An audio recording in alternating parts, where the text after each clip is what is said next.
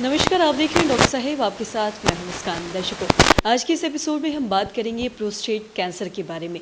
जानेंगे कि आगे प्रोस्टेट कैंसर इतना क्यों बढ़ रहा है और साथ ही इसके मेडिकेशन के बारे में जानेंगे, इसके इलाज के बारे में जानेंगे। इसी में खास बातचीत करने के लिए आज हमारे साथ मौजूद है डॉक्टर अजय कुमार। दर्शकों, आपको बता दें, ये बिहार ही नहीं बल्कि देश भर के जाने माने यूरोलॉजिस्ट हैं और साथ ही ये urologist society of India and Indian medical association के पूर्व अध्यक्ष है। सर नमस्कार, बहुत बहुत स्वागत है आपका। सर, मैं आपसे जानना चाहूँगी, आज देख रहे हैं कि प्रोस्टेट कैंसर की जो मरीज़ हैं वो काफ़ी ज़्यादा बढ़ गए हैं। सबसे पहले आपसे जानना चाहूँगी इसका कारण क्या हो, साथ ही इसके मेडिकेशन के बारे में भी जानना चाहूँगी, क्या कुछ इलाज है इसका? प्रश्न तुम्हारा बहुत ही अच्छा है। सबसे पहले तो लोगों को, दर्शकों को मैं ये बता दूं कि प्रोस्टेट ग्लैंड है क्या। प्रोस्टेट ग्लैंड एक पुरुष ग्रंथि है, सिर्फ पुरुषों में होती है। और ये तुम यदि तुम्हारा कैमरा यदि दिखा सके, देख रहे हो भाई, तो ये पेशाब के थैली के नीचे ये गारा वाला जो है, यही प्रोस्टेट ग्लैंड है। ठीक है। अब ये ग्लैंड जो है ठीक पेशाब के थैली के नीचे रहता है, उसका जहाँ से पेशाब थैली से निकलता है उसी नली को ही घेरे रहता है। इसका अपना पुरुषत्व के हिसाब से इसका अपना कुछ रोल है, उसके बारे में अभी ज़्यादा नहीं बताऊंगा। लेकिन उम्र बढ़ने पर प्रोस्टेट ग्लैंड बढ़ जाता है। अब प्रोस्टेट ग्लैंड जो बढ़ता है तो पेशाब में दिक्कतें आने लगती हैं, और ये जनरली बीमारी 60 साल और उसके ऊपर होती है। तो प्रोस्टेट बढ़ने से क्या होगा, पेशाब वो दबाव डालेगा पेशाब की नली पर, और पेशाब की थैली पर भी यदि अंदर घुस गया तो उसके चलते तरह तरह की पेशाब की दिक्कत होती है। पेशाब करने में दिक्कत, रात में ज़्यादा पेशाब आना, पेशाब करने की इच्छा बार बार होना, और रुक रुक के पेशाब होना, ये सारी चीज़ें होती हैं। जनरली लोग समझते हैं कि चलो भाई प्रोस्टेट है बढ़ा हुआ तो इसका इलाज कर दिया जाए, लेकिन है क्या कि प्रोस्टेट दो तरह से बढ़ता है। इसमें 5 लोब होते हैं, 5 तरह के ये लोब होते हैं। तो पेरिफेरल एरिया जो प्रोस्टेट का है वो कैंसर जोन हम लोग कहते हैं उसको, उसमें कैंसर आ सकता है, और वो भी धीरे धीरे बढ़ के वही सिम्टम पैदा करेगा जो सेंट्रल एरिया के ग्लैंड बढ़ के करते हैं, जो मैंने अभी तुमको बताया। लोग ध्यान नहीं देते, इवन हमारे डॉक्टर्स ध्यान नहीं देते हैं। अच्छा पेशाब की दिक्कत है, अच्छा रुक रुक के होता है फलना, मरीज को प्रॉपरली एग्जामिन नहीं करते हैं और लिख देंगे अच्छा ये दवाई खाइए, वो दवाई खाइए। और यदि पेरिफेरल जोन में प्रोस्टेट का वो कैंसर है तो धीरे धीरे बढ़ता चला जाता है, अब बढ़ करके बड़ा रूप धारण कर लेता है। और तब यदि किसी यूरोलॉजिस्ट ने प्रॉपरली एग्जामिन किया और उसका इन्वेस्टिगेट कराया तो पता लगता है दत्त तेरी तो कैंसर प्रोस्टेट था, ये सिंपल प्रोस्टेटिक एनलार्जमेंट नहीं है।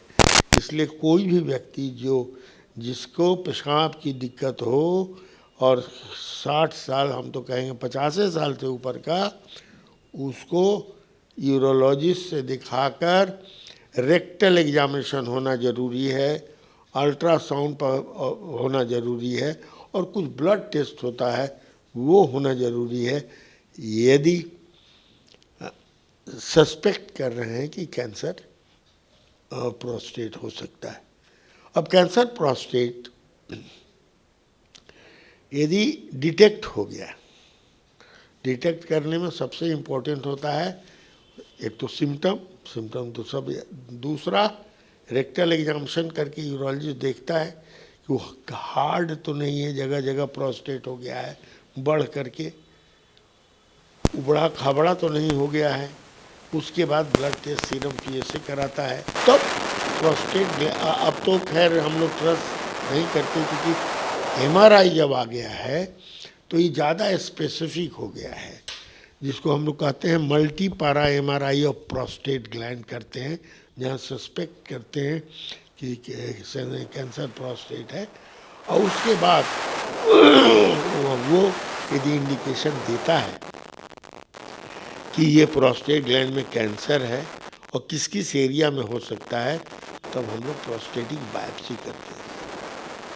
पखाने के रास्ता से नीडल दे करके और जहाँ जहाँ कड़ा एरिया है वहाँ से बायोप्सी, मल्टीपल बायोप्सीज उसके अंदर से लेते हैं। जहाँ पर बहुत छोटा प्रोस्टेट का कहीं पर नोड्यूल है जो डिफ़िकल्ट होता है फील करना, लेकिन इट इज़ देयर, तब उसको हम अल्ट्रासाउंड गाइडेड बायोप्सी करते हैं, एग्जैक्ट वहाँ पर पहुँच के और नीडल बायोप्सी करते हैं। तो ये सारी विधियाँ हैं जिससे कि बायोप्सी करते हैं, और बायोप्सी से कन्फर्मेशन यदि हो गया कि प्रोस्टेट ग्लैंड का कैंसर है, अब यहाँ से इलाज शुरू होता है। एक बात तुमको डिक्टम बता दें, younger the age worse the prognosis of the prostate cancer, older the age better the prognosis of prostate cancer. As a matter of fact 90 साल उम्र यदि पहुंच जाए लोगों की तो 90% प्रोस्टेट में कैंसर का फोकस रहता है, लेकिन वो रहता है, बहुत ज़्यादा परेशान होने की उसमें बात नहीं होती है। दूसरा ये बता दूं कि यंगर एज का प्रोस्टेट कैंसर किसी किसी में आग की तरह फैलता है, लेकिन जनरली जो प्रोस्टेट का कैंसर होता है वो स्लो ग्रोइंग होता है। और सबसे इसमें जानने की बात यह है कि प्रोस्टेट ग्लैंड के कैंसर का इलाज संभव है, ये जानना बहुत ही ज़रूरी है। एक बार डायग्नोसिस कर लिया और फिर कुछ और टेस्ट हम लोग कराते हैं, बोन स्कैन वगैरह कराते हैं और कुछ और टेस्ट कराते हैं जानने के लिए कि ये प्रोस्टेट ग्लैंड का कैंसर प्रोस्टेट से बाहर कहीं तो नहीं चला गया है शरीर में। यदि चला गया है तब तो उसका इलाज दूसरा है, लेकिन नहीं गया है तब आजकल रोबोटिक रेडिकल प्रोस्टेक्टमी कहते हैं, रोबोट असिस्टेड रेडिकल प्रोस्टेक्टमी बहुत लोगों का होता है। पूरा प्रोस्टेट ग्लैंड को ही रोबोट असिस्टेड लेप्रोस्कोपिक विधि से काट करके हटा देते हैं और बहुत अच्छा रिजल्ट आता है उससे। यदि मान लिया कि प्रोस्टेट ग्लैंड से बाहर चला गया, cat is out of the bag, prostate gland से बाहर चला गया है कैंसर, तो उसका भी इलाज संभव है। एक तो लोकल रेडियोथेरेपी दे सकते हैं उसके बढ़ने को रोकने के लिए, और उसके बाद बहुत तरह के ट्रीटमेंट है। पहले तो हम लोग सिर्फ हार्मोनल ट्रीटमेंट करते थे, क्योंकि प्रोस्टेट ग्लैंड का कैंसर हार्मोन पर डिपेंडेंट है, तो हार्मोनल मैनिपुलेशन करके हम लोग प्रोस्टेट ग्लैंड के कैंसर को बढ़ने से रोकते हैं। यदि प्रोस्टेट ग्लैंड का कैंसर भी हो गया, इससे बढ़ भी गया है और कोई सिम्टम दे रहा है, पेशाब रुक गया ये है, तो हम लोग एक चैनल बना के पेशाब मरीज को करने देते हैं और बाकी इलाज हम लोग करते रहते हैं। तो उसमें कई तरह की इंजेक्शंस हैं, कई तरह की दवाइयाँ हैं। अब कुछ गोली ऐसी है जो हम लोग खिलाते हैं तो महीना में थोड़ा महंगा है, महीना में 10,000 12,000 का खर्च है, लेकिन वो खिलाते हैं तो बड़ा ही फ़ायदा होता है।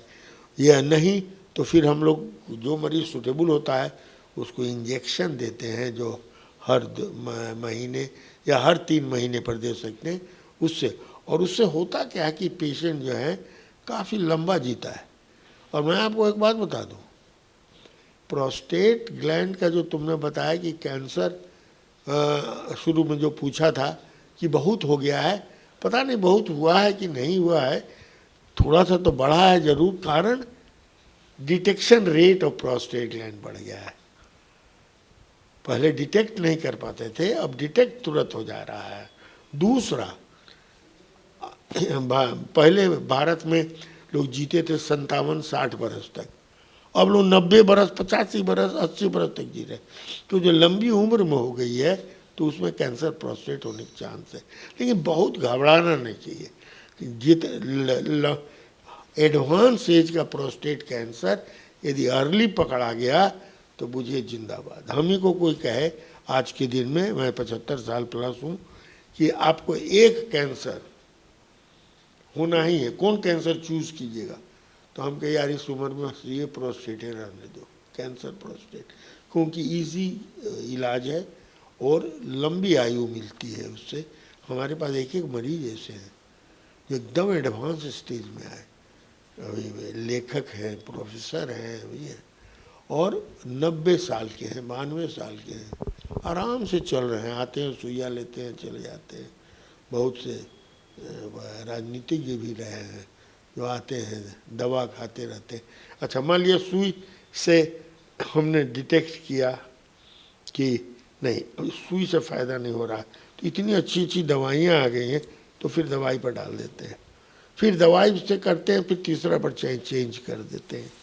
तो बढ़िया इलाज है, खाली यही है कि इसका डिटेक्शन प्रॉपरली होना चाहिए। बूढ़े लोगों को मेरी सलाह यही है, यदि पेशाब की दिक्कत आपको है तो अवश्य यूरोलॉजिस्ट से मिलिए और इंसिस्ट कीजिए कि साहब हमको कैंसर है कि नहीं, इसका स्क्रीनिंग कर दीजिए और तब आगे का हमारा इलाज कीजिए। सर बहुत बहुत शुक्रिया तमाम जानकारी देने के लिए। धन्यवाद। तो आशा करते हैं दर्शकों की जो तमाम जानकारी है आपके लिए लाभदायक रही हो। तो आज की इस वीडियो में इतना ही। अगर आपने अब तक हमारे चैनल को सब्सक्राइब नहीं किया तो तुरंत कर ले, साथ ही हमारे फेसबुक पेज को लाइक करें। वीडियो देखने के लिए आपका धन्यवाद।